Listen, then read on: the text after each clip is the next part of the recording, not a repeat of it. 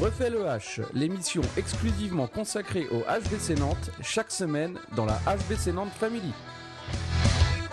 En présence d'invités, supporters, bénévoles, journalistes, nos spécialistes analyseront sans phare l'actualité du HBC Nantes.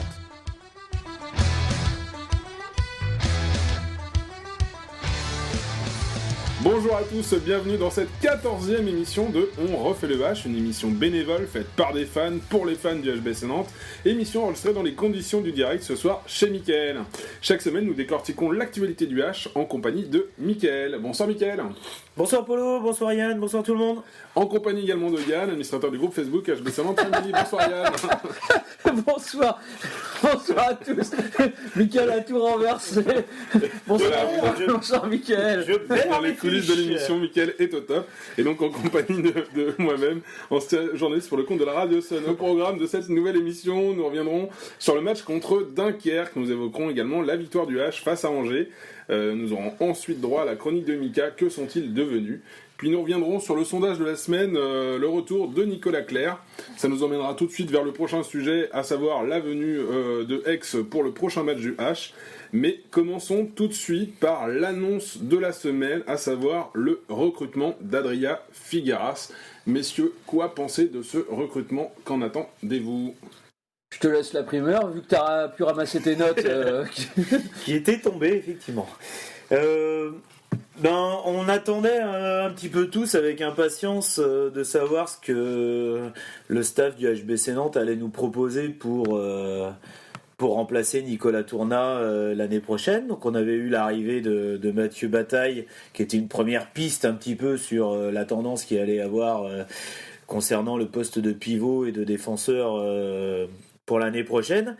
Et donc là, on a la version offensive du poste de pivot, avec donc Adria Figueras, que personnellement, j'avais vu le nom passer dans les possibilités pour remplacer Nicolas Tournat, mais je connaissais pas plus que ça, donc je me suis un petit peu penché, je pense que comme tous les supporters, on s'est un petit peu tous penchés sur le joueur. Donc c'est un garçon qui a surtout des stats offensives qui sont très impressionnantes. Donc ça, on sait qu'aujourd'hui, on sait tous l'apport offensif qu'a Nicolas Tournat sur le jeu nantais. Donc je trouve ça très bien qu'on ait un joueur capable d'être très bon dans ce domaine-là, parce que ça va nous permettre de ne pas perturber complètement notre jeu. Maintenant, je dis à voir, quoi. Physiquement, ça va être d'être un grand gaillard. Il a de l'expérience puisqu'il a 31 ans, donc il a déjà quelques années derrière lui. Il a des 1m93. C'est pas pour un pivot, c'est pas ce qu'elle pas mal quand même. 93, 95 kilos, il se pose là quand même. S'il est vif et qu'il est costaud. C'est pas un Nico Tournat. Ouais, c'est pas un Nico Tournat. Oui, mais de toute façon, on retrouvera pas un Nico Tournat comme ça. Donc effectivement, c'est pas un Nico Tournat.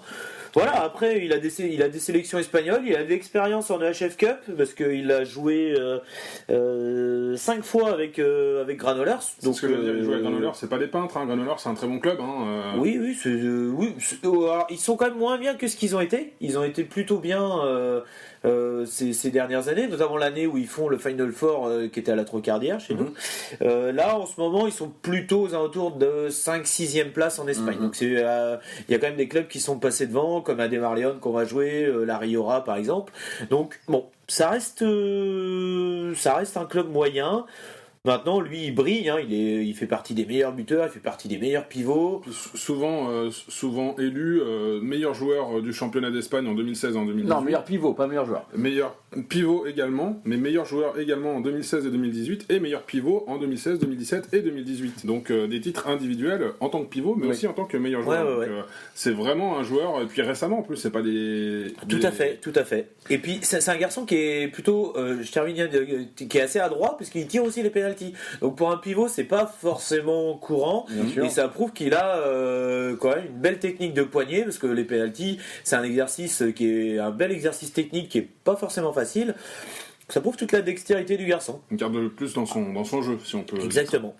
Mais oui, alors c'est un excellent joueur, hein, comme vous l'avez dit, avec des très bonnes stats. C'est un joueur qui tourne à 8 buts de moyenne par match. C'est un pivot qui, par contre, est exclusivement offensif. Il défend pas. Alors, on va remettre les pendules à leur place, comme disait Johnny Hallyday. Hommage. C'est... je pense que les supporters du H s'attendaient à un nom ou à quelqu'un d'autre. En France, on parlait de Maresco pour joueur français, pour les étrangers. Puisque t'en parles, il aurait pu être possible, parce qu'il a signé à Saint-Raph. Donc si Saint-Raph est capable de le signer, on aurait pu le signer. Et j'avoue que perso, j'aurais beaucoup aimé. Oui, moi aussi, j'aurais vraiment aimé que Maresco nous rejoigne. Après, Adrien Figueras, je suis très content parce que, comme je viens de le dire, c'est un super joueur. Ce qui pose question, c'est qu'il a signé qu'un an. Alors, la petite explication est simple, hein. C'est que c'est tout d'abord conjoncturel, c'est-à-dire que le H a essayé de trouver un remplaçant à Nicolas Tourna, et on savait très bien que, étant donné notre budget et étant donné notre non-participation à la Ligue des Champions, ou peut-être notre hypothétique participation à la Ligue des Champions si on termine dans les 2 premiers à la fin de la saison, ça a fermé quand même quelques portes. Donc le club a essuyé des refus sur quelques pivots qu'ils avaient ciblés. À un moment donné, il a fallu se focaliser sur ce qu'on pouvait faire parce que tout beau qu'on est, on reste qu'on est quand même que le H. Et on est tout nouveau à très haut niveau. On n'a pas le budget de Kiel, de Paris, de Flensburg, de Rhein-Neckar. Donc on fait que les moyens du bord, et les moyens du bord, c'est Adrien Figueras, c'est-à-dire que on prend un excellent pivot en attaque, un gars par contre qui est pas terrible en défense, mais pour ça on avait anticipé en recrutant Mathieu Bataille, ce que tu as dit. Donc plutôt que de prendre un pivot qui savait et défendre et attaquer comme Nico, on a pris 2 joueurs, un qui va se consacrer quasi exclusivement sur la défense, Mathieu Bataille, et un qui va se consacrer exclusivement à l'attaque, qui est Adrien Figueras. Et un garçon qui fera les deux, Dragan Pech-Malbec. La durée du contrat, 1 an. Alors ça, c'est pas parce qu'il a signé 1 an qu'il restera qu'1 an, hein. Il peut très bien prolonger si les 2 parties s'entendent et que ça fait l'affaire. Mais c'est aussi pour laisser la porte ouverte au 4e pivot, parce qu'il y en a quand même un 4e, on a cette chance-là, qui est le petit Théo Monard. Et qui peut très bien monter dès l'année prochaine. Qui va peut-être monter dès l'année prochaine, mais qui, dans 2 ans, puisque l'objectif il est là, soit un joueur peut-être pas titulaire, mais en tout cas un joueur majeur ou un joueur important de l'effectif. Moi j'aimais bien ce qu'on a dit l'équipe, hein, sur leur site, l'équipe a dit redoutable buteur, le champion d'Europe pour 2018 aura la lourde charge de remplacer Nicolas Tourna qui s'est engagé en faveur de Kielce. Et donc ils évoquaient aussi une déclaration d'Alberto Andreas qui disait Adrien est un joueur qui possède d'énormes qualités offensives. L'entraîneur nantais disait également il tient parfaitement la position sur le jeu à 2 contre 2, dispose d'une très bonne prise de balle et d'une super lecture du jeu. Cela va nous donner beaucoup de possibilités et de complémentarité avec Dragan et Mathieu, 2 excellents pivots et 2 très bons défenseurs. Donc là aussi, Alberto accentue sur le côté défense de ces 2 autres pivots en sachant très bien que c'est ça, Adrien est plus là pour le côté offensif. Hein, c'est ça, c'est exactement ce que je viens de dire. C'est Mathieu Bataille est là pour Mathieu Bataille est là pour défendre. Adrien Figueras est là pour attaquer. Et Dragan est là pour faire les 2. C'est un excellent défenseur, mais il est aussi très bon en phase offensive. Voilà, c'est. De là à dire, est-ce qu'il fallait, en fait, pour remplacer Nicolas Tourna, il fallait 2 joueurs. Non, il en fallait qu'un, mais il fallait le budget qui nous permette de le faire. Aller trouver un pivot de 25-26 ans international qui puisse autant défendre, être aussi bon en attaque qu'en défense. C'est rare, c'est cher. Si on a vu les moyens d'avoir un tel pivot, mais on aurait juste gardé Nicolas Tourna, on l'aurait prolongé à l'époque parce qu'on avait les moyens et sportifs et financiers de le garder. On serait pas emmerdé à aller chercher un autre gars alors qu'on l'avait déjà chez nous. Voilà. Après voilà, c'est surtout ça, c'est qu'aujourd'hui des joueurs plus forts que Nicolas Tourna, donc je dis pas qu'il y en a pas, il y en a, mais il y en a pas beaucoup, et donc ils sont dans les très gros clubs. Donc voilà, aujourd'hui on savait de toute façon depuis que Nico Tourna a décidé de partir et que son transfert a été officialisé à Kiels, on savait qu'on trouverait pas la même chose, on savait qu'on n'aurait pas le même niveau. Donc voilà, maintenant on fait avec les moyens qu'on a. Peut-être aussi que ça va développer un jeu un petit peu différent. Aujourd'hui, on voit qu'on a un jeu qui est très stéréotypé, qui passe énormément par Nicolas Tourna. Demain, il sera plus là. Et on verra bien comment on fera. Peut-être qu'on réorganisera le jeu un petit peu différemment en passant moins par le pivot. Juste, je terminerai par un dernier truc. J'ai vu beaucoup de commentaires en disant un de plus pour remplir les pads du HBC Nantes. Il faut arrêter d'exagérer. 31 ans, c'est pas vieux, surtout pour un pivot. Il est, je pense, normalement, entre 30 et 32 ans, c'est l'âge mûr pour un joueur, c'est là où il atteint son top. Donc non, 31 ans, c'est pas un vieux de plus qui rejoint le HBC Nantes. Donc il faut arrêter dès qu'il y a un joueur où on voit un 3 au niveau de la dizaine, on entend partout c'est un vieux. Non, c'est pas un vieux, c'est un joueur qui est en pleine possession de ses moyens et j'espère qu'il nous apportera beaucoup l'année prochaine. C'est ton avis aussi, du coup, Yann? Oui, complètement, j'ai rien à ajouter par rapport à ça. Le joueur en pleine force de l'âge.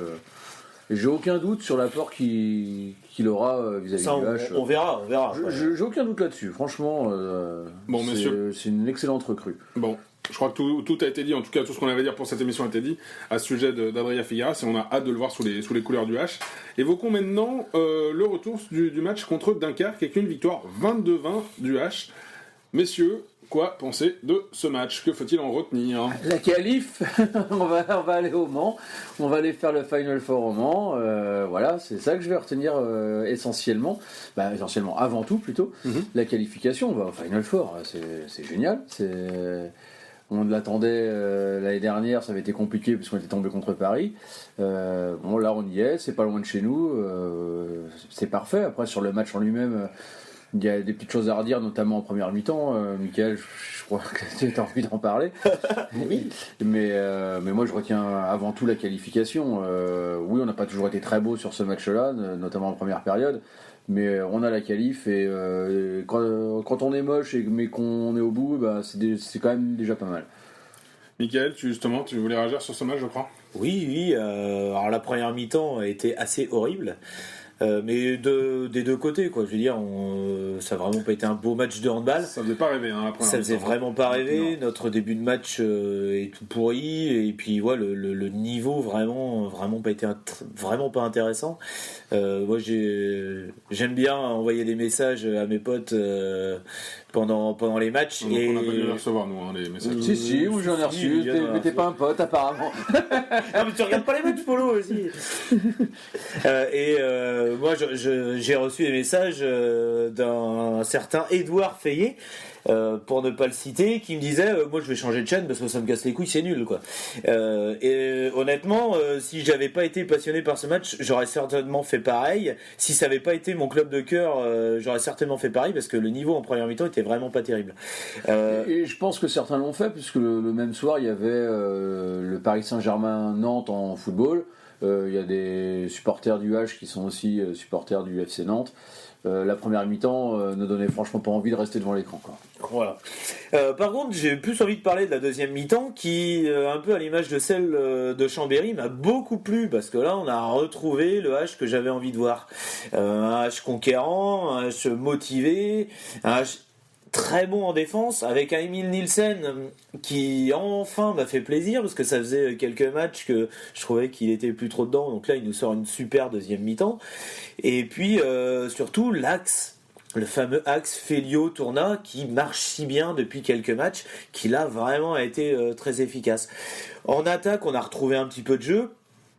Et puis on a réussi à faire la différence. Donc on a eu sinon un bon match à l'ancienne, hein, un Dunkerque-Nantes qui joue à pas moins de 25 buts. Ça nous a rappelé les belles périodes où ça se distribuait des bourre-pif à tout va sur les Nantes-Dunkerque. Donc là, c'était un peu moins physique. Hein, il n'y a pas eu de nez cassé, ça a été moins physique, mais on a retrouvé un peu l'ambiance. Par contre, on a retrouvé le jeu... particulièrement le jeu de Dunkerque, voilà. Il a été à l'image de ce qu'on attendait, c'est-à-dire que quand Longaro s'est éteint en deuxième mi-temps parce qu'il en met 5 en première et puis il en met plus un seul en deuxième, et ben il y avait plus beaucoup de jeu. Il a mis 4 buts, hein, je crois. Oui, 4 buts en première mi-temps.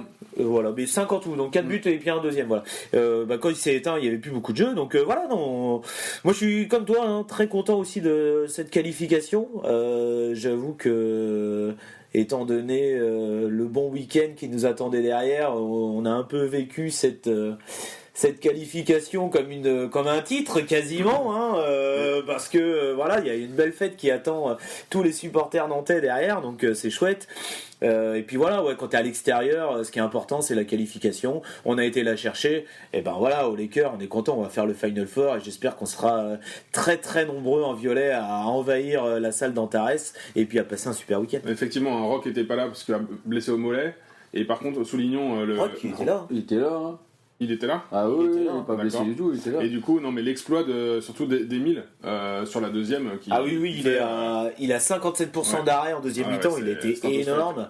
Un mot aussi sur Rock, pour parler un peu des joueurs, sur Rock Ovnicek, monstrueux en deuxième mi-temps, à l'image de ce qu'il avait montré contre Chambéry. Mine a quasiment pas joué en deuxième mi-temps.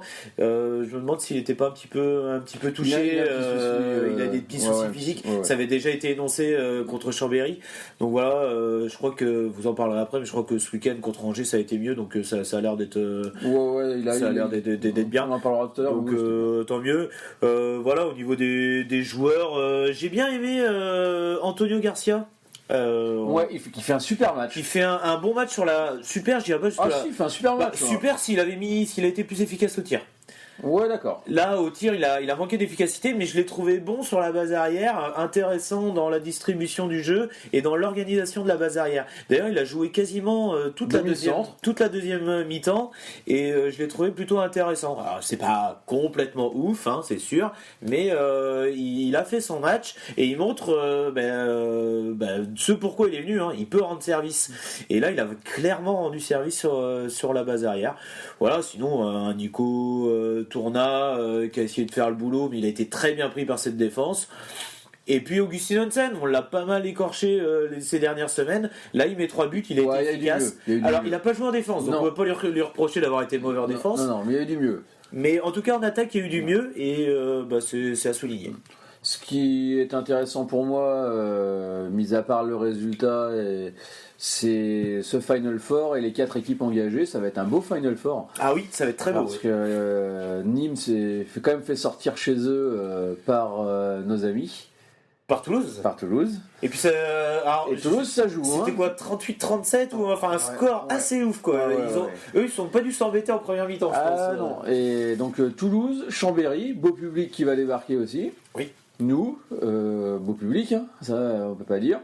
Et puis l'Ogre, comme d'habitude. Paris Saint-Germain, donc 4 belles équipes. Ça va être vraiment un beau Final Four. C'est loin d'être gagné pour nous, mais bon. Il n'y a pas de raison qu'on n'y arrive pas si on est sérieux. C'est loin d'être gagné parce que Paris c'est vraiment un ogre. Clairement, c'est vraiment très gros cette année. Maintenant, ça sera pas leur priorité. On sera en pleine phase finale de la Ligue des Champions. Il y aura les 8e ou les quarts à peu près à cette période-là. C'est 14-15 mars, c'est ça, ou 15-16 mars, je sais 14-15 mars. 14-15 mars. D'ici là, nous aussi, on a le temps de progresser, récupérer des blessés, que le jeu se mette un peu plus en place. Parce que jusqu'à présent, c'est ce qu'on disait. Ça joue pas très bien, les gens sont un peu grognons et tout, mais on est dans les clous au niveau des objectifs. Donc moi, égalité avec le deuxième en jouant un peu dégueulasse sur chaque première mi-temps, on peut que progresser. Donc si on joue bien en plus. Si demain on arrive à faire des bonnes premières mi-temps, là, ce match-là, en faisant une bonne première mi-temps, on le gagne à la main. Dunkerque, il voyait pas le jour, quoi. Justement, alors je crois qu'on a tout dit sur ce match contre Dunkerque. Il y a une autre victoire du H qui a été à souligner, qui est celle contre Angers. Alors pas avec la même manière, pas avec le même résultat, mais une victoire large, victoire 24-41 du H.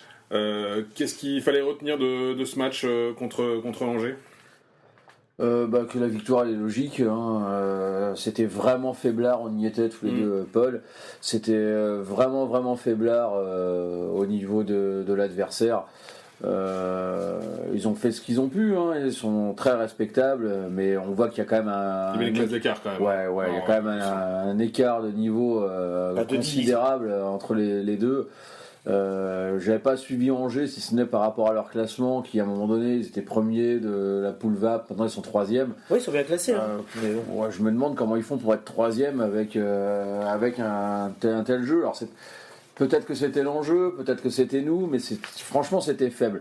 Après nous, on a fait le job, on a été respectueux de l'adversaire. C'est ça, ils ont été sérieux, ça on a permis été sérieux, de les pas deux cramer gardiens, les joueurs, de les garder sous la main. Parce les deux gardiens ont fait chacun une mi-temps. Et les deux mi-temps sont très bonnes des deux côtés.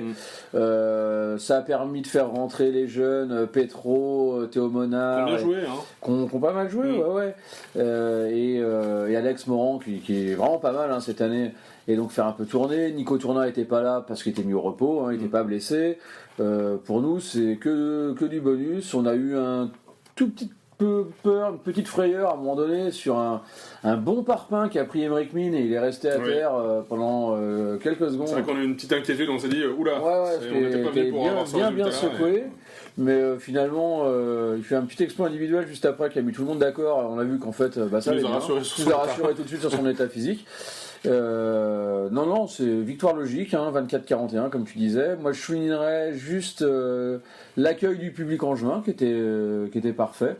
Et puis pour une salle qui accueille une équipe à ce niveau-là de classement et dans cette catégorie-là, on a vu bien pire, même en LNH, sur le type de salle. Ah ouais, la salle est pas mal, l'accueil était bien. Saluons en tout cas l'accueil des Angevins. Ouais, et puis souligner les supporters nantais. Les journaux disaient une petite centaine, alors moi je dirais une grosse centaine, parce que c'était 130, quelque chose comme ça. Mais je crois qu'on nous a entendu. Et surtout toi, on t'a bien entendu. Moi j'étais à côté, j'ai quelques acouphènes depuis. Voilà, mais il faut savoir mouiller le maillot pour soutenir son équipe. Mais bravo à eux, c'est des chants pendant toute la durée du match, c'était parfait. Bravo aux supporters et bravo aux ultras qui avaient ramené les drapeaux et tout. Donc encore bravo pour leur investissement. Tout à fait, très bien l'ambiance des Ultras. Mika, tu y étais pas, mais tu as vécu le match à distance. Oui, j'ai vécu le match à distance par les petits textos que vous m'avez envoyés, par les petites vidéos où on entend très bien Polo d'ailleurs s'exprimer sur le match. Oui, bon, pas grand chose à rajouter à ce que vous avez dit. Je suis très content de la qualification forcément. Comme je le dis souvent, les coupes c'est important, donc passer ce tour c'était très important. On l'a fait. On l'a bien fait en respectant cette équipe d'Angers, en leur mettant l'écart qu'il y a entre les deux clubs, c'est-à-dire 17 buts. Et puis on n'a pas de blessés, et ça c'est évidemment très très important. À ce niveau-là de la saison, c'est toujours une bonne nouvelle. Ouais, plus, en tout cas, que ce qu'on a. Surtout qu'on a deux matchs hyper importants qui arrivent. Ça aurait été quand même dommage, là, vous parliez du Parpaing qui a ramassé Mine, ça aurait été quand même dommage de se priver de Mine pour Aix et Montpellier qui arrivent pour une qualif à Angers, quoi. Donc voilà, là on a la qualif, c'est très bien, on est en 8e finale de la Coupe de France, c'est une très belle compétition, j'espère qu'on ira le plus loin possible. Et on va aller au Mans. Et tant mieux. Non, oui, et au Mans, c'est pas contre Angers, ça c'était pour le match d'avant. Il a tellement envie d'y aller qu'il veut nous ressentir. On sait que tu es originaire de la Sarthe et que tu souhaites rentrer au pays, mais pas à chaque match. La Sarthe c'est exotique, mais c'est le cas de le dire, et vous le verrez justement à cette occasion. Il y a ses limites. Juste pour conclure là-dessus, Mika, tu disais juste qu'on a respecté cette équipe d'Angers. Je ferai juste une aparté. Oui, on a respecté cette équipe d'Angers, ce qui n'a pas été le cas de Toulouse à Cherbourg. Alors là, je vais envoyer ma petite saloperie hebdomadaire. Ça faisait longtemps. Ça faisait longtemps que t'as été dégueulasse. Gardan a considéré que le déplacement de Toulouse à Cherbourg était un peu trop loin et que les clubs de Star League, donc en gros tête de série, auraient pu être un peu, même s'il n'y en a pas, auraient pu être un peu protégés au niveau des distances. Et donc il a décidé d'envoyer l'équipe de National 1 de Toulouse à Cherbourg. Bien lui en a pris puisqu'ils ont été éliminés par Cherbourg, donc tant mieux. Mais moi je trouve ça honteux à un moment donné. Si ça t'emmerde de faire une compétition, dis-le clairement. C'est pas comme si Toulouse glanait des titres ces dernières années. Alors oui, ils font une bonne saison cette année, mais ça fait quand même un bon moment qu'ils nous emmerdent à jouer comme des crevards et non mais vraiment et à faire le maintien. Alors il est bien gentil Gardan, mais bon, avec sa tête de serveur de binous au bar du coin, va falloir qu'il commence à respecter les petits clubs, quoi, parce que c'est grâce aussi à ces clubs là qu'on arrive à avoir des petits jeunes et autres qui intègrent les centres et pour montrer ce qu'est aussi le handball. Ouais. Bon, voilà. Et bien sûr, on embrasse Philippe. Voilà, au passage. On lui enverra une copie de l'émission, bien sûr. Surtout que, juste pour rebondir là-dessus, surtout que Cherbourg, moi pour suivre les résultats de Pro League, Cherbourg c'est une belle équipe qui est en haut de tableau, donc y aller avec la N1, c'était vraiment prendre des gros risques pour la qualification. C'était juste pour montrer son mécontentement. Voilà. Il faut arrêter, à un moment donné, il faut respecter le club adverse. Mais après, ils ont eu ce qu'ils méritaient, ils sont éliminés à dégager. Bon, Mika, tu avais la parole, je t'invite à la garder, puisque c'est l'heure de ta chronique. La chronique, que sont-ils devenus ? Et oui, le troisième épisode de la chronique Que sont-ils devenus ? Vous êtes très nombreux à me la réclamer, elle est donc très de retour. Vous êtes deux. Non, bien plus que ça, franchement, il y a beaucoup de fans. Et d'ailleurs, je vous salue tous. Donc aujourd'hui, j'ai décidé de revenir sur des joueurs qui ont évolué sur la base arrière, un petit peu comme la dernière fois, des joueurs qui ont joué à peu près à la même période. Donc pour ceux qui suivaient le H il y a 5 ou 6 ans, ces noms vont vous dire quelque chose. Je vais commencer par un joueur russe. Et oui, le seul qui a évolué du côté du HBC Nantes. Je vois la tête de Yann, il sait de qui je vais parler. Bah, c'est évolué en fait, qui me fait rire. Ah bah il a évolué, il a évolué. Je veux donc parler de Vitali Komogorov, dit le Dragon.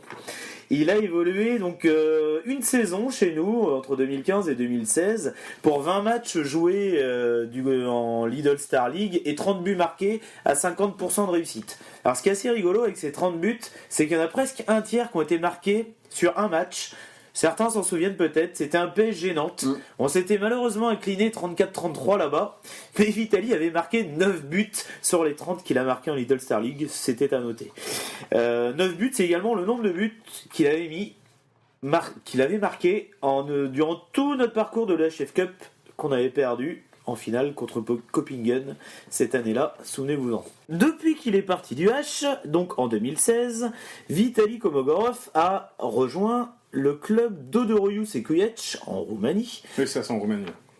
Oui, en Roumanie. Alors un club qui n'est pas forcément très réputé. Il y a joué une saison, mais ça s'est très très bien passé puisqu'ils ont terminé 4e, ce qui est l'une des meilleures places de ce club. 4e du championnat de Roumanie cette année-là. Ça a permis à Vitali de se faire remarquer et donc d'être recruté par le meilleur club roumain, le Dynamo de Bucarest, qu'on retrouve régulièrement en Ligue des Champions. Il y a joué 2 saisons où il a gagné 2 fois le titre de champion de Roumanie, et il a donc participé ces 2 années à la Ligue des Champions, avec notamment une participation à la phase finale en 2019, donc l'année dernière, où ils se sont fait éliminer de très peu par le Sporting du Portugal, l'actuel club de Thierry Henry. Cette année, Vitali a quitté la Roumanie pour rejoindre la Hongrie. Il a rejoint le club de Tatabánya Kásé, voilà, qui est l'actuel 3e club de Hongrie. Ils sont 3e du classement après 12 matchs, 8 victoires et 4 défaites. Ils sont également engagés en Coupe EHF et ils se retrouveront dans le groupe D du PAUC, donc Aix, avec Berlin et la Riora. Peut-être une équipe qu'on retrouvera en quart de finale. Bon, c'est pas les favoris de leur poule, Ouais, mais c'est compliqué. Donc Vitali qui fait un beau parcours, hein, ça marche vraiment bien pour lui en Hongrie. Il fait partie des bons arrières, il marque pas mal de buts et donc il a carrément une belle carrière. Alors que chez nous, ça avait pas été une franche réussite quand même. Non. Bon, après il y a eu des problèmes d'intégration, avec des problèmes de langage. Une petite anecdote par rapport à ça, c'est que quand Thierry Henry a supervisé le joueur, il s'était un petit peu renseigné et donc il lui avait demandé s'il parlait français. Et donc le gars avait répondu que non, on ne parlait pas français du tout, mais que sa femme avait des connaissances en français, donc ça pouvait aider. Donc Thierry Henry, un peu circonspect, se dit bon, ça peut peut-être aider, mais bon, ça suffira pas. Donc lui avait demandé s'il parlait anglais, et là, Dada, oui, il parlait anglais, très clairement. Sauf que finalement, le gars ne parlait ni français ni anglais, donc pour l'intégration, c'était quand même beaucoup plus compliqué. Et sa copine pas plus. Et sa copine pas plus, ou sa femme, je ne sais plus, pas plus. Et il y a quelques, on va dire, quelques témoignages de ça durant les temps morts qu'on pourrait retrouver sur certaines vidéos, où pendant que Thierry Henry donne des consignes... Anti donne des consignes. On a le petit Vitali qui regarde dans les tribunes. D'ailleurs, s'il voit sa femme qui pouvait traduire, mais qui est complètement ailleurs et qui comprend pas un mot de ce qu'on lui raconte. C'est vrai que je te rejoins. Moi, c'était à l'époque où on le suivait. Enfin, en tout cas, je suivais les matchs du H avec la radio, et c'est vrai qu'on le sentait perdu quand même sur ces moments-là, un peu dans le vide, à pas comprendre ce que les autres entendaient et à essayer de deviner. Mais bon, le mot c'était perdu. Hein. Ah oui, perdu, oui. Voilà. J'enchaîne sur un deuxième joueur. Il l'est toujours, puisqu'il est toujours vivant. Gunnar Stein Johnson, joueur islandais, l'un des seuls joueurs islandais qui a joué au HBC Nantes. Il a joué 2 saisons entre 2012 et 2014. Ses stats, 52 matchs de Star League joués, 87 buts à 54% de réussite.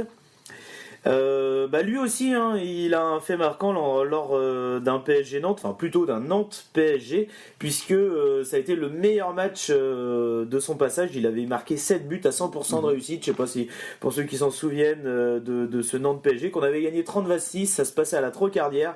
C'est le seul match qu'on a gagné, je crois, de mémoire contre le PSG à la Trocardière.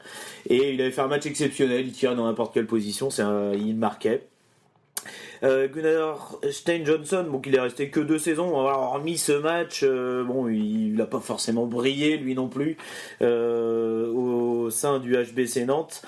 Et il a un palmarès vierge, hormis une finale de HF Cup perdue contre le Rhein-Neckar Löwen. Et donc il est parti. Tu disais la Trocardière, c'était pas la Trocardière. Il me semble que si. C'était au Palais des Sports de Beaulieu. Non, c'était à la Trocardière ce match. Ouais. Cette victoire-là, elle était à la Trocardière, il me semble. À vérifier, mais je crois qu'elle était à la Trocardière.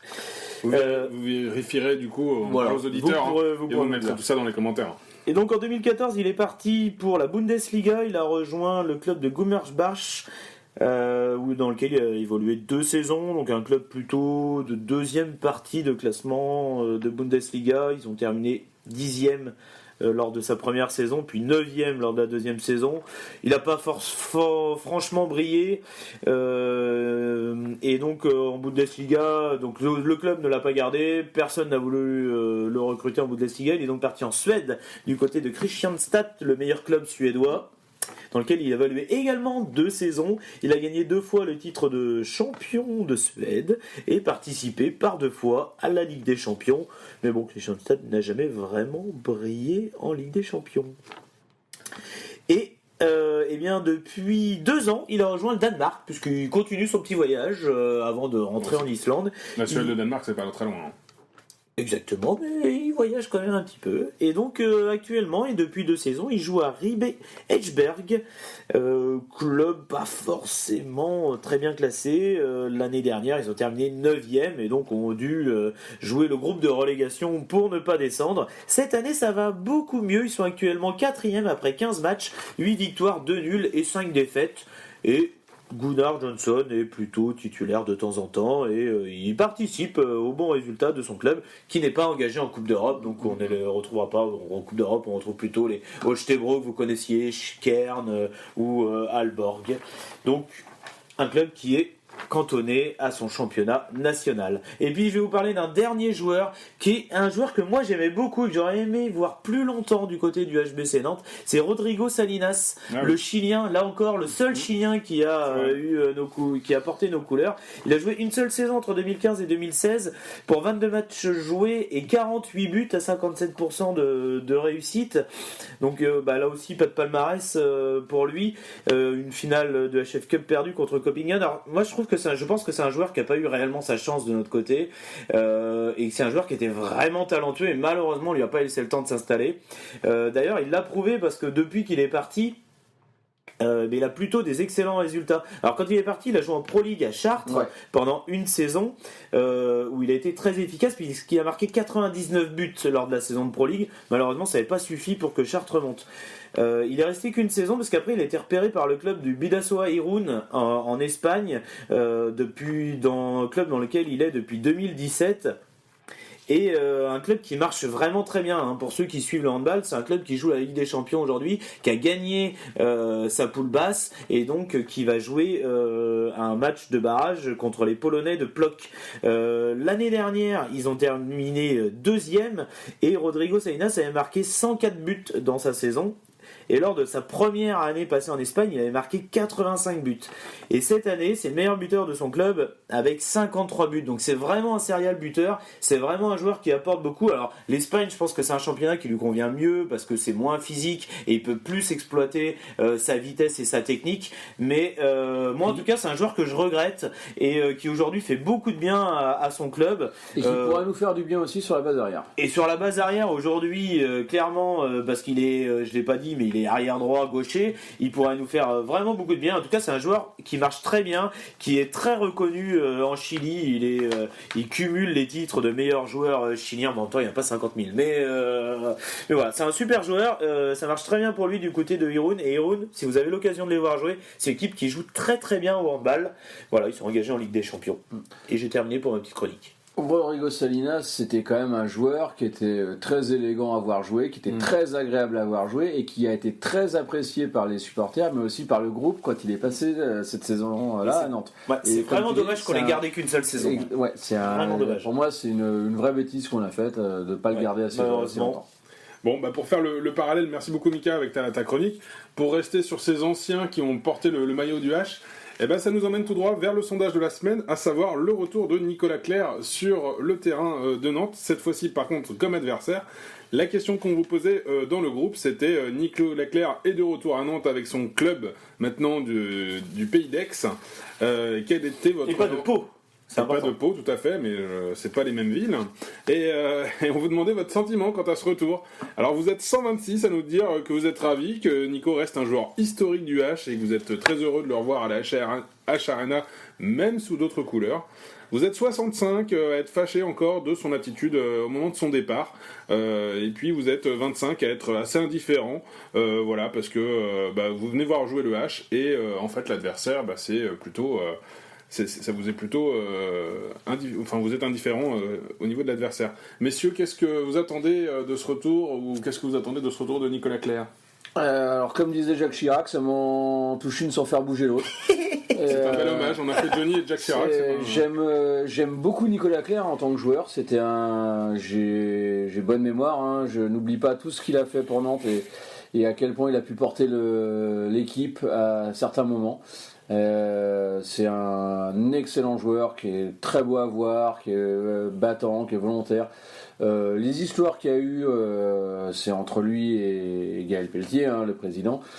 C'est leur business, ça les regarde. Nous, ça ne nous regarde pas. Alors que ça plaise ou que ça déplaise, c'est autre chose. Mais moi, c'est pas mon business. Je m'en fous, c'est entre eux. Ça a peut-être pesé sur les résultats de l'équipe sur la fin au milieu de saison dernière. On dirait en février-mars. Je pense que c'est pas le seul point. Il y a eu pas mal de petits grains de sable dans les rouages qui ont fait qu'on n'a pas fait la saison qu'on souhaitait faire l'année dernière. Mais je suis pas ravi, parce que c'est une équipe adverse, voilà. J'oublie pas ce qu'il a fait, comme je suis pas ravi quand O'Brien Nieteux revient.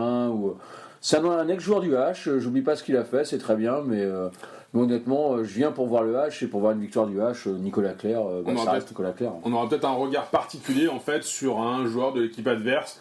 Voilà, un regard peut-être plus attentif parce que il a été le joueur qu'il a été avec le. Parce qu'on le connaît, il a été là pendant de nombreuses saisons, parce qu'on le connaît, on sait tout ce qu'il a apporté, et on sait le danger qu'il représente. En tout cas, moi, c'est comme ça que je le vois. Pour le reste, je fais pas dans le sentimentalisme, ça m'intéresse pas. Mika, de ton côté, qu'est-ce que t'attends de ce retour, ou qu'est-ce que tu penses de ce retour de Nicolas Clerc? Oui, je suis un petit peu sur la tendance de Yann. Je dirais que mon ressenti, c'est un peu un mélange des trois propositions du sondage. C'est-à-dire que je suis pas forcément ravi, mais moi aussi, je me souviens de tout ce qu'il a apporté à l'équipe, clairement, et j'oublie pas. Oui, voilà, j'ai pas envie d'oublier tout ce qu'il nous a apporté, parce que il a fait beaucoup pour le club. Maintenant, je suis pas forcément ravi de le revoir, parce que j'ai pas non plus oublié son départ, et pour moi, son attitude qui a été un manque de respect vis-à-vis du club. Alors, c'est mon avis. Évidemment, on n'a pas tous les éléments, mais en tout cas, avec les éléments que j'ai, pour moi, d'une certaine façon, il a manqué de respect au club, et ça, j'ai du mal à l'oublier. Du coup, demain, lors de son entrée, j'applaudirais... Jeudi, pardon. J'applaudirais certainement, mais ça sera pas, en tout cas de mon côté, après chacun fait ce qu'il veut, la standing ovation comme j'ai pu le faire sur un Valero Rivera qui revenait avec Barcelone et qui a eu un respect total pour le club lors de son départ. Et du coup, je vais aussi avoir une sorte de petite indifférence. Pour moi, ça va être un adversaire. Par contre, c'est certainement le meilleur joueur de l'équipe adverse. Et, ça, y a pas et photo. Forcément, j'aurai un œil dessus. Donc voilà, il y a un petit peu un mélange de tout. Je suis pas fâché. Je lui en veux un petit peu quand même. Et voilà, j'espère qu'il fera un match bien pourri et puis qu'on va gagner. Mais c'est pas contre lui, parce que s'il fait un excellent match, il y a des chances que Aix soit pas loin de la victoire. Donc j'espère qu'il va faire un match très moyen. J'espère que son pote, parce que c'est mes anciens coéquipiers, Roch Félio, va lui en faire des belles et puis va faire preuve de vice comme il a l'habitude d'en faire, notamment quand Brian Niateux revient, et que même un Nico Tourna va lui mettre quelques taquets. Je crois qu'ils aimaient bien ça l'année dernière. Et puis quelques anecdotes. et puis voilà. Et puis j'espère qu'il va passer un match compliqué, qu'il va pas réussir à développer son jeu, parce que s'il y arrive, il va nous mettre dans la difficulté. Alors justement, Mika, t'as enchaîné sur le prochain thème, mais merci, et puis c'était la logique aussi de l'organisation de l'émission, mais justement sur ce prochain match jeudi contre Aix, comment vous le sentez, votre pronostic comme ça, c'est justement de réussir à canaliser l'énergie de Nicolas Clerc, qui est un peu le maître à jouer de cette équipe, et puis que le H arrive à se rassurer, de voir aussi les petits jeunes qui prennent de la confiance contre une équipe de plus haut niveau. Plus que l'équipe d'Aix qui est pas dans le trou, mais qui est moins bien que ce qu'elle a été en début de saison. Ils n'ont pas fait des super matchs sur les derniers, que ce soit en coupe ou en championnat. Je vais surtout me focaliser sur nous, quoi.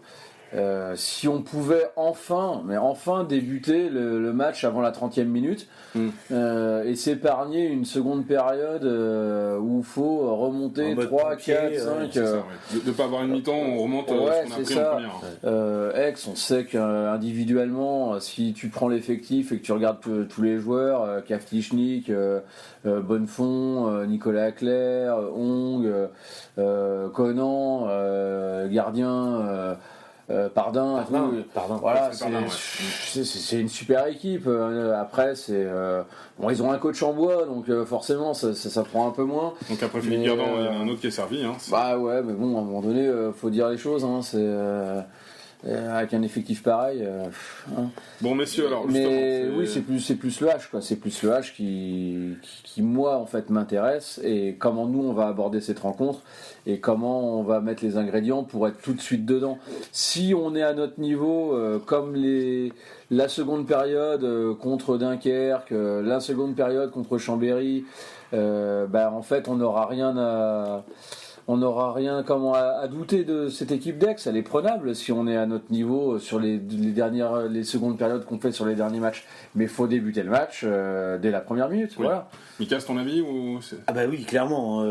Il faut arrêter de démarrer les matchs en deuxième mi-temps, parce que contre Dunkerque, on a réussi à s'en sortir. Chambéry aussi s'est passé sur un coup franc dernière seconde. Contre Aix, si on fait les mêmes débuts de match, ça risque d'être très très compliqué. C'est vrai que ce que vous dites là, ce côté mise en marche très lente du H sur le dernier match, c'est quand même quelque chose qu'on entend souvent et puis qu'on voit beaucoup au match. Et puis, les supporters nous le disent aussi. Enfin, c'est pas normal des fois comme tu dis, Yann, d'attendre 30 minutes avant qu'il y a un vrai problème. Pour que ce soit récurrent à chaque match, c'est qu'il y a un vrai problème. Et même Entrerios le disait encore dans la presse d'aujourd'hui ou d'hier, je sais plus, où il disait il faut qu'on rentre dedans dès les premières minutes.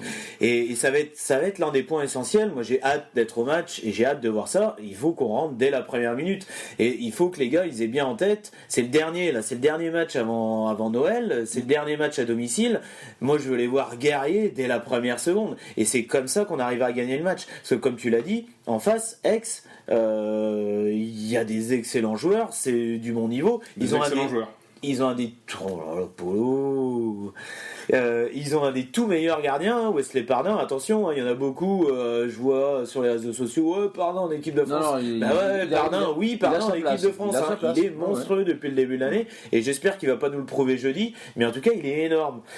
Claire, on connaît tous son talent. Et puis la base arrière, Bonnefond, j'aime pas trop le joueur, mais il faut reconnaître qu'il fait une bonne saison. Et il y a vraiment une belle équipe du côté d'Aix. Donc il faut vraiment être tout de suite dedans. Par contre, un des points qui me rassure, c'est les résultats de la saison de Aix. J'en ai noté quelques-uns. Et en fait, face aux grosses équipes, ils ont jamais été bons. Ils ont perdu contre Paris, ils ont perdu contre Montpellier, ils ont perdu contre Nîmes, ils ont même perdu contre Saint-Raphaël au moment où ils revenaient bien, et ils ont fait nul à Toulouse. C'est leur meilleur résultat contre un gros. Et en plus de perdre, encore il y a des fois tu perds contre Paris, tu te dis bon, mais contre Paris ils ont pris une vraie branlée, 13 buts, contre Montpellier, contre Nîmes, gros écart pareil, ils ont pris une vraie tôle. Donc aujourd'hui Aix a gagné l'intégralité de ses matchs au championnat contre des équipes de seconde partie de tableau.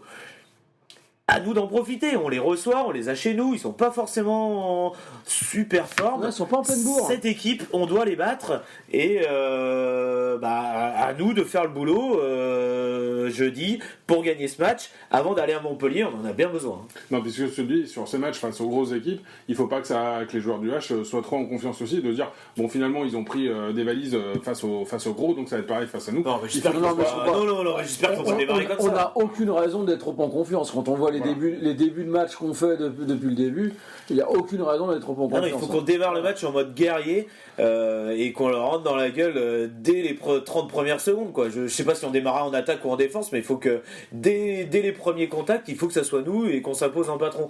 Aix, c'est pas une équipe qui aime souffrir, c'est pas une équipe qui aime prendre des coups, et c'est une équipe qui, quand elle est en difficulté, a tendance à lâcher vite. On l'a vu. Donc si on les met en difficulté, ce match on va le gagner. Bon, alors justement, vous voyez une victoire, mais de combien de buts, messieurs? Victoire, 3 buts. De plus 3 pour toi, Yann, et pour toi, Mika? 5 buts. De 5, bon. Ouais, je pense qu'on va leur rentrer dans la gueule, on va leur faire mal. Je vois de mon côté une victoire de 4 buts. Donc nous aurons l'occasion de vérifier ces pronostics à l'occasion du prochain match, donc ce jeudi. Exactement. Merci à vous, messieurs, pour cette 14e émission. Merci à vous de nous avoir écoutés. Et on se dit à très bientôt pour la 15e, après les fêtes. Non, avant les fêtes. Avant les fêtes. Il y en a encore 2 avant les fêtes. bonsoir tout le monde. Ouais, bonsoir tout le monde, à bientôt, bonne soirée.